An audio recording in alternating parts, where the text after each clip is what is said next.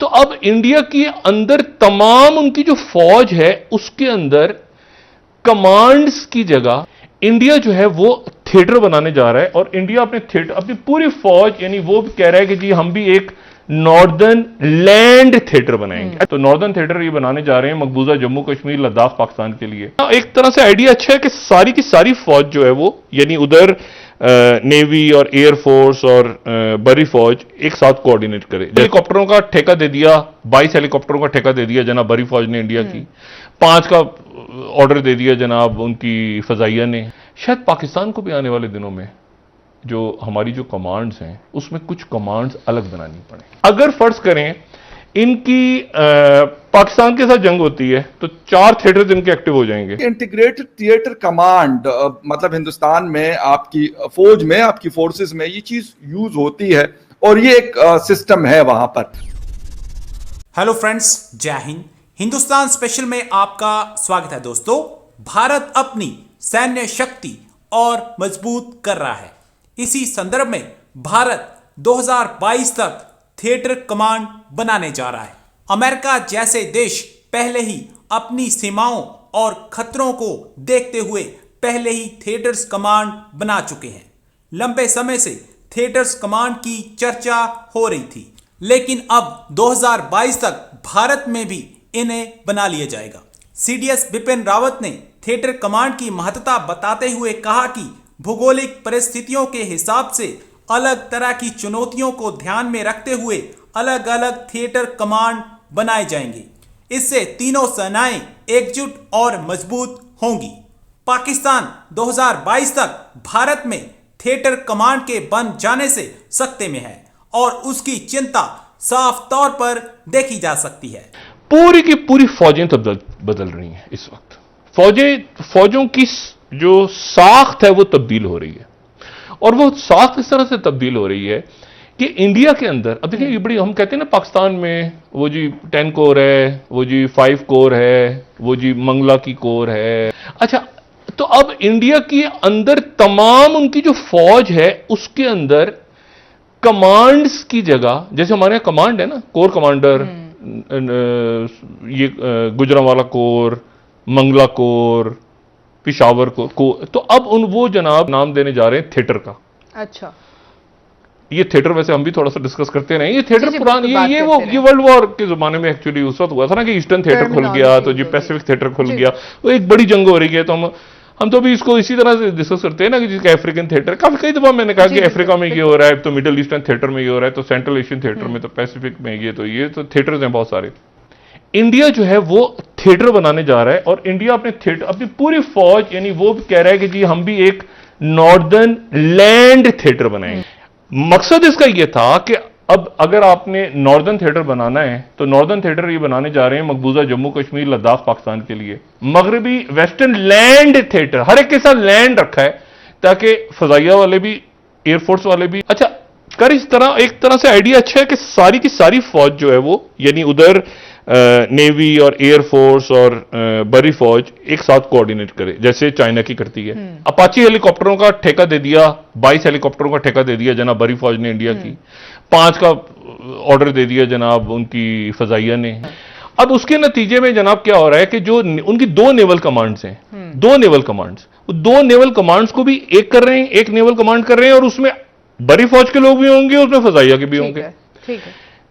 अच्छा, इसी तरह से जो ये नॉर्दर्न कमांड है और एक कमांड फिर जो उनकी वेस्टर्न कमांड है, western land command, sorry western land theatre, western land, इस कमांड खत्म करके थिएटर बना रहे हैं ना, तो नॉर्दर्न लैंड थिएटर और वेस्टर्न लैंड थिएटर पाकिस्तान के लिए, ठीक है। अच्छा, और ईस्टर्न थिएटर है, फिर मैरीटाइम थिएटर है, फिर एयर डिफेंस कमांड है, वगैरह वगैरह सारी। लेकिन इसके अंदर मैं जो बात कह रहा हूं ना, पहली बात ये कह रहा हूं कि अगर फर्ज करें इनकी पाकिस्तान के साथ जंग होती है तो 4 थिएटर्स इनके एक्टिव हो जाएंगे।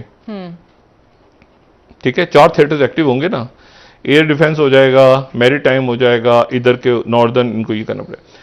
चाइना के साथ भी अगर मसला होता है तो भी इनके 4 और 5 थिएटर्स। मैं आपको बताऊं ये नेवल थिएटर 2 क्यों हैं। देखिए ये जैसे फर्ज करें इंडिया है ना बीच में, तो इंडिया की वो साइड जो चाइना की तरफ है समंदरों में, उसको वेस्टर्न साइड देख रही है जो पाकिस्तान की तरफ ईस्टर्न साइड। अब वो कह रहे हैं इसको एक ही कर दो और इसके अंदर बड़ी फौज भी आ जाए और फदाइया भी आ जाए। आने वाले दिनों में शायद, मैं कोई एक्सपर्ट नहीं हूं, लेकिन पिछले, जैसे मैंने कहा ना मुझे ये बात कहने का कोई हक है और हो सकता है कि मैं अपने वजन से बहुत ज्यादा बात हो नहीं, यकीनन मैं बढ़, शायद पाकिस्तान को भी आने वाले दिनों में जो हमारी जो कमांड्स हैं उसमें कुछ कमांड्स अलग बनानी पड़े। अच्छा, उसकी वजह यह है कि पिछले कई सालों से हम सुनते हैं कि जी मशरिकी सरहद से जो है वो मगरबी सरहद फौज को भेज दिया गया और उसके नतीजे में एक बॉर्डर हमारा खाली कम हो जाता है और एक बॉर्डर हो सकता है, अगर ये अफगानिस्तान स्टेबलाइज नहीं हुआ, मैं हमेशा सोचता हूं कि इधर से फौज उधर चली जाएगी तो इधर तो कम हो जाएगी। इसको ये कह रहे हैं कि जी हम अनाउंस करेंगे, ये इसलिए बताना जरूरी है कि ये आने वाले दिनों के अंदर, लेकिन टाइम्स ऑफ इंडिया खबर दे रहा है unified military commands could be reality by independence day. अच्छा जी, करें, जाहिर है। अच्छा, और उसके बाद मतलब वो कह रहे हैं कि जी बात हो गई है और जाहिर है मोदी साहब के सामने रखा है राजनाथ सिंह।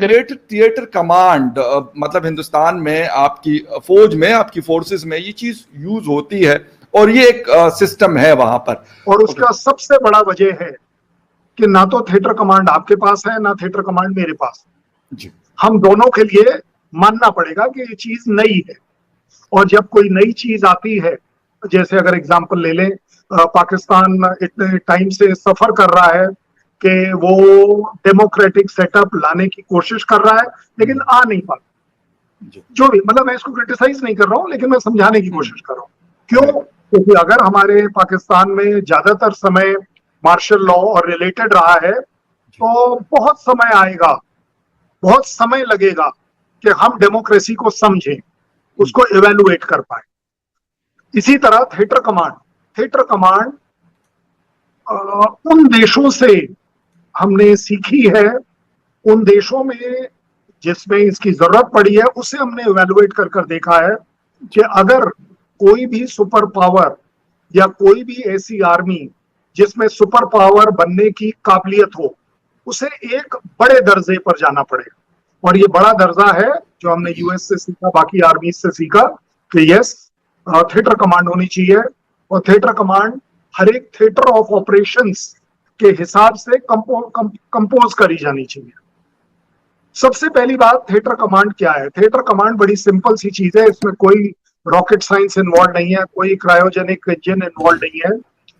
तीनों सर्विसेज, रक्षा की तीनों सर्विसेज, एयरफोर्स, नेवी और आर्मी, अगर अपने रिसोर्सेज को इस तरीके से बांधे, इस्तेमाल करे कि वो उस पर्टिकुलर थिएटर ऑफ ऑपरेशन में कामयाब हो, सो दैट तीनों फोर्सेस अलग अलग के बजाय अपनी उन स्पेशलाइज्ड यूनिट्स को एक थिएटर कमांडर के नीचे डाले और वो उस पर्टिकुलर एरिया में काम करने लायक हो।